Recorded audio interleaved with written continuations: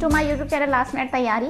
मेरा नाम नीतू शर्मा है और आज हम पढ़ने जा रहे हैं हमारा 12th एनसीईआरटी बायोलॉजी का chapter number 3 which is human reproduction. उसका हमारा नेक्स्ट टॉपिक है स्पर्मेटोजोआ का स्ट्रक्चर, यानी कि स्ट्रक्चर ऑफ स्पर्म।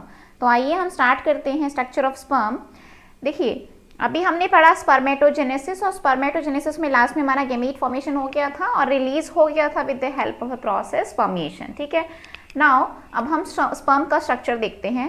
तो एक मेच्योर स्पर्म जो है, इसके अंदर 4 मेन स्ट्रक्चर होते हैं। एक होता है हेड, दूसरा होता है नेक रीजन, तीसरा होता है middle piece and fourth region is tail region. ठीक है, तो आइए एक एक करके स्टडी करते हैं। देखिए, सबसे पहले जो पूरा का पूरा स्पर्म होता है ना, स्पर्म के ऊपर एक प्लाज्मा मेम्ब्रेन से ये पूरा कवर होता है। ठीक है, इसके ऊपर ऊपर ऊपर ऊपर क्या प्रेजेंट होती है?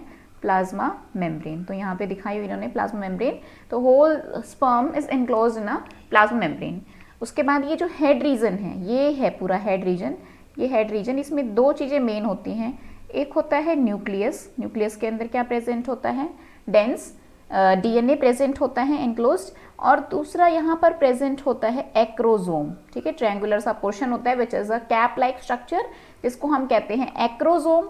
और एक्रोजोम जो होता है, इसके अंदर बहुत सारे एंजाइम्स प्रेजेंट होते हैं, hydrolytic enzyme, and it is made up from Golgi body. ठीक है, ये गोल्जी बॉडी से प्रेजेंट होता है and it contains various hydrolytic enzyme, जिनका काम होता है टू इंश्योर या टू पेनिट्रेट द एग। ठीक है, तो एग के अंदर पेनिट्रेशन में एक्रोजोम जो होते हैं, यानी कि फर्टिलाइजेशन में जो है, इसके अंदर जो एंजाइम्स होते हैं they help in fertilization event. Then हमारा आता है मिडल पीस। मिडल पीस जो होता है, इसके अंदर प्रेजेंट, उससे पहले हम बात कर लेते हैं हमारा नेक रीजन।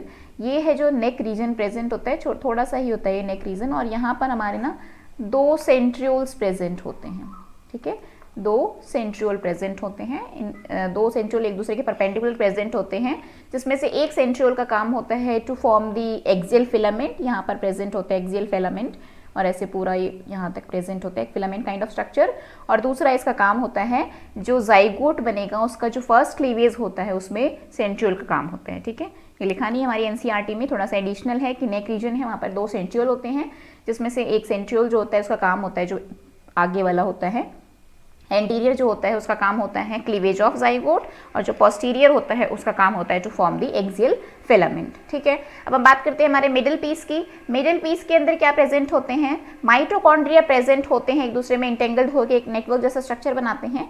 और माइटोकॉन्ड्रिया का काम होता है to produce the energy for the motility of the sperm, यानी कि स्पर्म की वेजाइनल ट्रैक्ट में जो मूवमेंट होती है, उस मूवमेंट के लिए जो एनर्जी चाहिए होती है, वो एनर्जी का जो यानी कि काम होता है, जो एनर्जी प्रोवाइड करने का काम होता है, वो किसका होता है? मिडिल पीस में जो माइटोकॉन्ड्रिया प्रेजेंट होते हैं। ठीक है, इसके साथ साथ जो स्पर्म होते हैं, हमें पता है वो स्पर्म मूवमेंट करने के केपेबल होते हैं। ठीक है, और मूवमेंट के केपेबल के लिए जो यहाँ पर हम कहेंगे, ये लास्ट में टेपरिंग सा स्ट्रक्चर होता है, लॉन्ग इलोंगेटेड सा स्ट्रक्चर होता है, इसको हम कहते हैं टेल। और इस टेल की वजह से क्या होता है, जो स्पर्म होता है वो मोटाइल होता है। ठीक है, मोटिलिटी परफॉर्म करने की केपेबल होता है। ठीक है, तो स्पर्म जो होते हैं वो रिलीज होते हैं, और उसके बाद किसी भी, अगर हम कहें जो एपिडिडाइमिस, हमने कुछ डक्ट्स की बात की थी, एपिडिडाइमिस, वासा डिफरेंस, सेमिनल वेसिकल ग्लैंड्स थी, प्रोस्टेट ग्लैंड थी, वो अपना अपना सिक्रीशन कर रही थी। उन सारे सिक्रीशन की वजह से और टेल की वजह से ही क्या होता है, जो स्पर्म होता है वो मूवमेंट करने के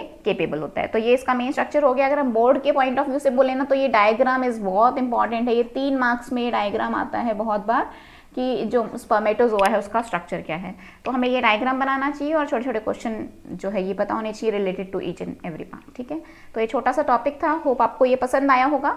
अगर आपको ये पसंद आया है तो हमारे चैनल को सब्सक्राइब कीजिए, हमें सपोर्ट कीजिए, और जितना हो सके हमारी वीडियोज़ को लाइक कीजिए और लोगों में शेयर कीजिए। Thank you so much guys.